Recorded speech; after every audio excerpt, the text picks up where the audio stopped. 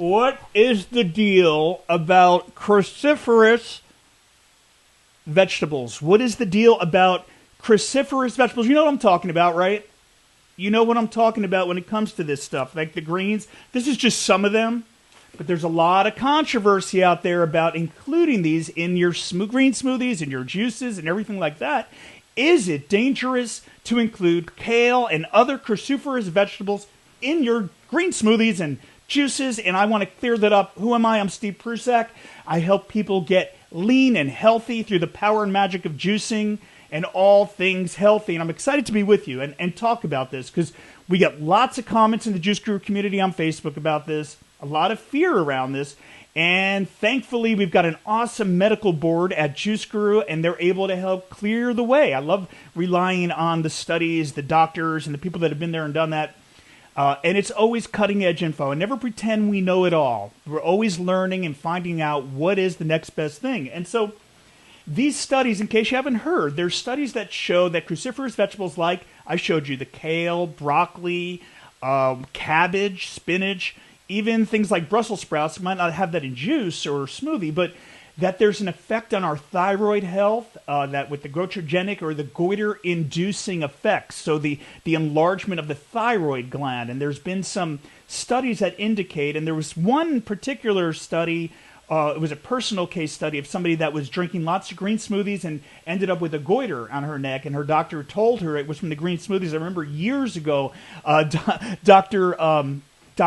Thomas Lodi and I talking about this, and he's one of our medical advisors too, treats people that are dealing with cancer by using alternative and Western modalities, and along with that is green smoothies. So the experts claim that they should be boiled or steamed, or, that it's better for your health. The longer you cook them, the better it's going to be.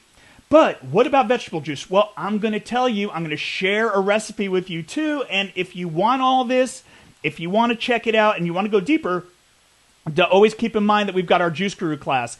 Go to www.juiceguruclass.com if you're into this juicy thing, and I've got something really special for you there that you're going to love. I don't want to give it away, but it's juiceguruclass.com to check all that out. So awesome, awesome, awesome.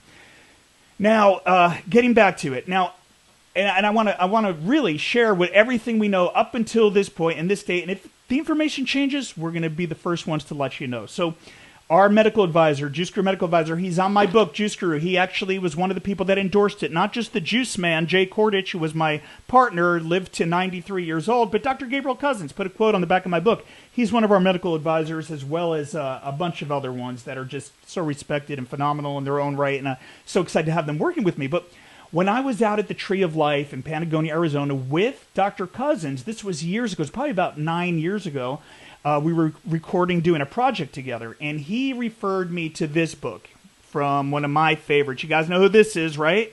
Dr. Norman Walker, Fresh Vegetables and Juices. I love this book. He was really one of the first juice therapists. We certified people to become juice therapists over at Juice Guru. He really was the first juice therapist, and what did he say about this? Well, he talked about it, and he said when it came to the thyroid and cruciferous juices and things like that, and this book mentions that cruciferous vegetables should be in our juices. Cruciferous vegetables are really good for us. They were in his protocols. And so Dr. Cousins pointed to that first for me. And then, but not just that. I mean, basically, when we talked deeper about it and looked at some of the other studies, that it's actually better when we juice them because it's a more concentrated form and it's better, easily digested, absorbed into our bloodstream than chewing and cooking and all those other things. So there's supposed to be a difference when we're juicing it than when we're eating it, and it doesn't need to be cooked or steamed if you're going to juice it. And because we're seeing really good results with that. Now, a disclaimer to that, if you do have thyroid issues or hyperthyroidism or anything like that, I would say err on the side of caution. In our book, we talk about that. Just be careful if you have any issues like that. We don't want to aggravate a situation, but these are super vegetables. They're amazing. One of our other medical advisors, Dr. Joel Furman, talks about this being one of our prime cancer fighters. So do we want to leave it out of our juicers? Not only that, I mean, I've been using these in my juices for 26 years, and it was during my first juice cleanse that I always talk about. Nicotine came out the tips of my fingers. I'd stopped smoking for over 5 years at that point, did a lot of cardiovascular activity, exercise and stuff. It didn't matter. It was still deeply embedded in my tissues, and it was during that juice cleanse where I included a lot of cruciferous vegetables that the pores of the tips of my fingers opened up and a dark soot came out. It smelled like nicotine. So I was all about it. Now, I also talked to the juice man, Jay Kordich. We lost him just a few years ago. Lived to 93. His wonderful wife, Linda, carries on the juicing message. They've been using this in their juices for decades. Right from the beginning, when the juice man overcame cancer with juicing, and Dr. Norman Walker was one of Jay's mentors, they were using cabbage juices, another cruciferous vegetable, to fight cancer. So was Dr. Max Gerson. He was using that in his protocol. So it's been used historically in juice therapy. We've seen phenomenal results with it. Lots of case studies of people like us using it in our juices. But here's one thing to keep in mind. Even though we talk about in our book, there's a Kale study where they talked about kale lowering cholesterol, and they were doing kale shots every day. We say mix it up. You don't have to just juice kale or spinach juice.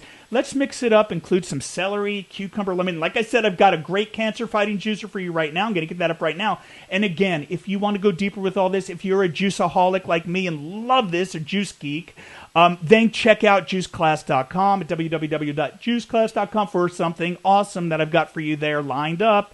And you're going to love it. It's a surprise, and I just want you to check that out. So anyway, let me get that recipe up for you, and here it is. It's our cancer fighter, and basically what we got here is 1 cup of kale, 2 cups of broccoli, 1 cup of cauliflower, 2 apples, 1 stalk of celery, 1 large cucumber, 1 lemon, and I hope that you do a screenshot, write this down, get it down, try this juice, see what you think. And like I said, I just want to bring it back to Dr. Thomas Lodi. He's been using green juices in his clinic, cruciferous vegetables in those juices. Why was that a tongue twister today? Cruciferous vegetables. I'm Steve Prusak. I hope you enjoyed this video. If you did, go ahead, share it with your friends, with your family. Give me a like, give me a comment, tell me what you think, and we got more coming your way. So thank you for being here. We love you. Thank you for being part of everything that we're doing. It's been a lot of fun connecting.